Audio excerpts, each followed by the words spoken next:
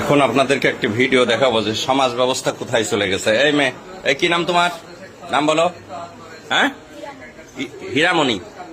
কোন ক্লাসে পড়ো? আচ্ছা, তুমি কাকে ভালোবাসো? হ্যাঁ, কি নাম? এই মিনাজুল কোনটা? এই দেখো নায়ক। এই টাকা, এদিক টাকা টাকা টাকা। তুই কি করিস? ওয়েল্ডিং এর কাজ করিস। আর তুমি পড়ো কোন ক্লাসে? বেনাপোল মাধ্যমিক বিদ্যালয়ে, তাই না? ক্লাস 6-এ। এই তুমি তুমি হ্যাঁ, এই মাথায় ইয়ে করো। তোমার বয়স এত হয়নি। কি নাম তোমার? তুমি ক্লাস 6-এ পড়ো? 7-এ।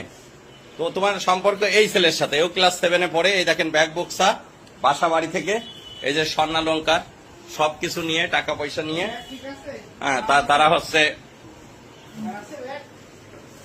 টাকা পয়সা স্বর্ণালঙ্কার সব নিয়ে বাড়িতে বেতনা এক্সপ্রেসে তারা চলে যাচ্ছিল। বেতনা এক্সপ্রেসের আমাদের এই যে জয়নুল ভাই, তার কাছে টিটিরা সবাই সোপর্দ করেছে। পরে আমার বাড়িতে নিয়ে আসছে, এখন প্রয়োজনীয় ব্যবস্থা গ্রহণ করা হবে।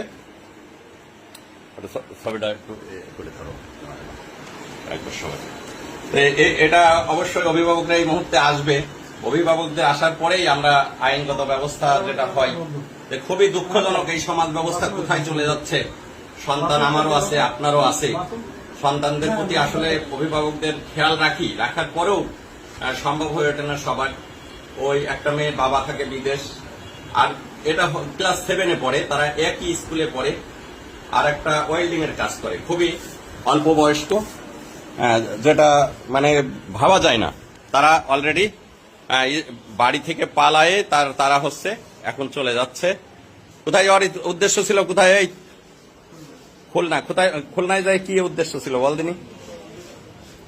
কি পরিকল্পনা করেছিলি বল, কথা বল। কি পরিকল্পনা করছিলি?